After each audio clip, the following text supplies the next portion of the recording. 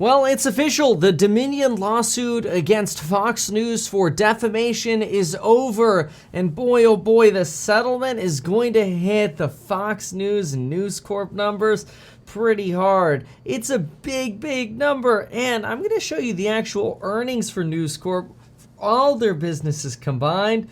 And let's just say this is going to take a bite out of the earnings, okay? Dominion and Fox agreed to a $787.5 million settlement. That's that's just slightly over $750 million.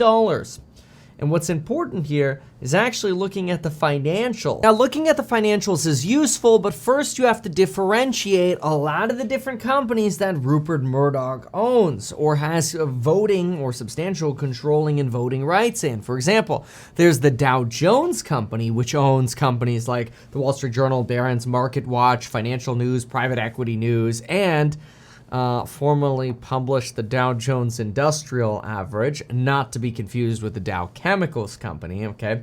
There's that company, which is owned by News Corp. News Corp is owned in part by Rupert Murdoch and trades under ticker symbol NWSA and NWS, okay? That's News Corp. Then you've got separately the Fox Corporation, which trades under ticker Fox. One's about a $7 billion company. One's about a $17 billion company. This right here is about the $17 billion company, the Fox Corporation. These are the financials of the company that lost, or should I say, settled the lawsuit.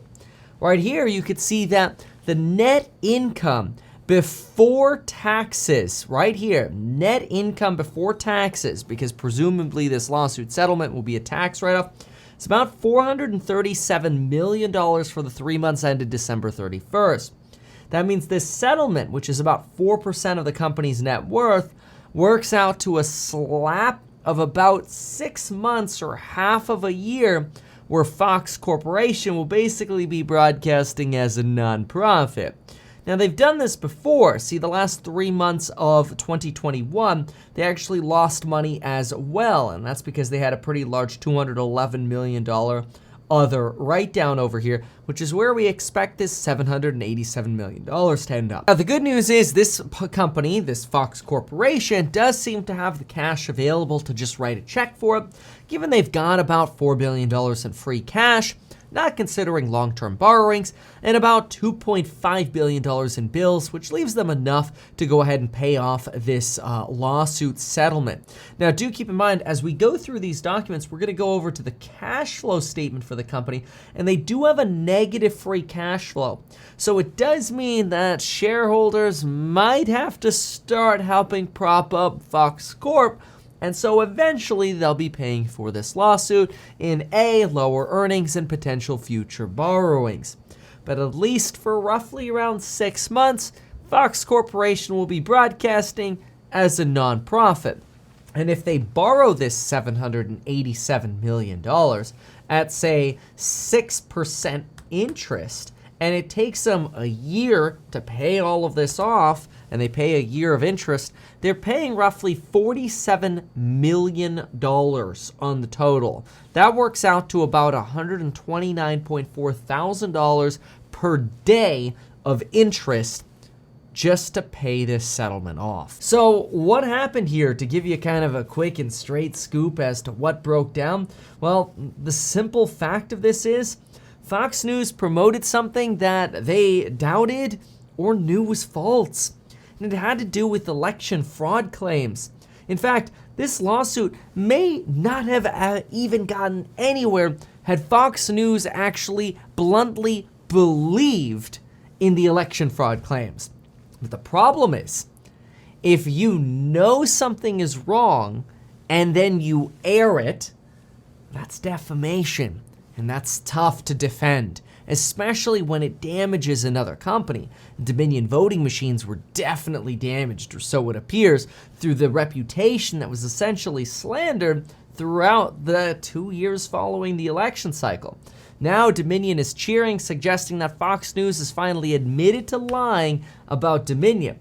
Now, there are still people out there who believe that there was election fraud, and I imagine that in every single election there's some degree of election fraud.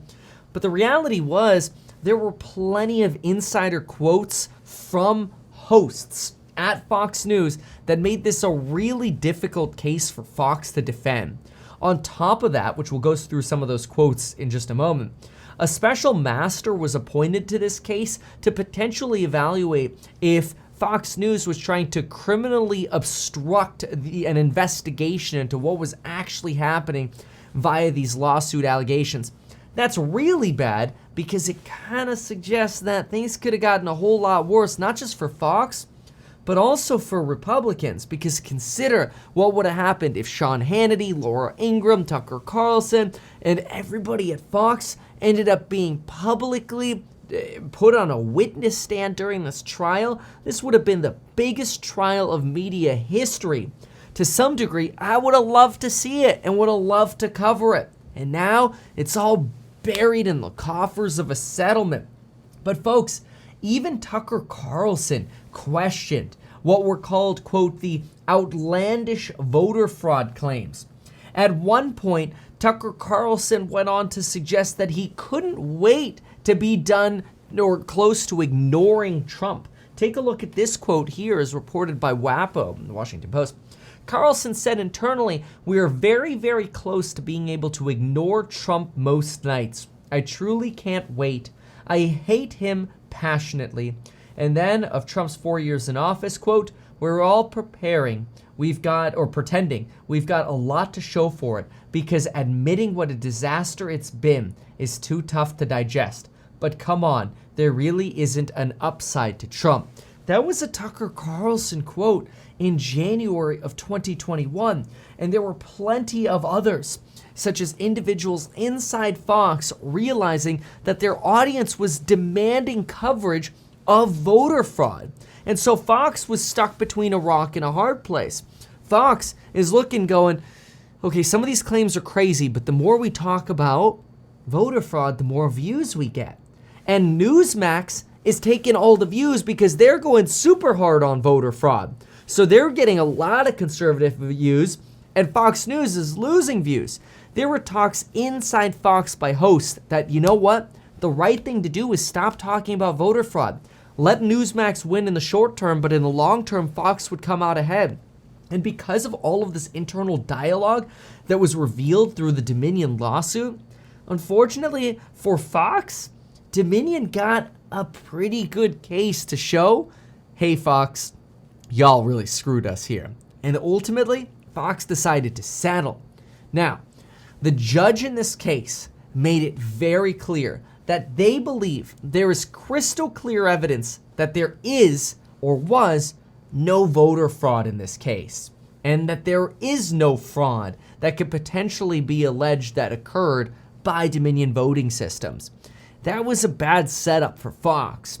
It's potentially a very good setup, though, for free speech, because on one hand, it shows that, look, you're totally allowed to speak freely and say whatever you want on the internet as long as it's clear it's your opinion.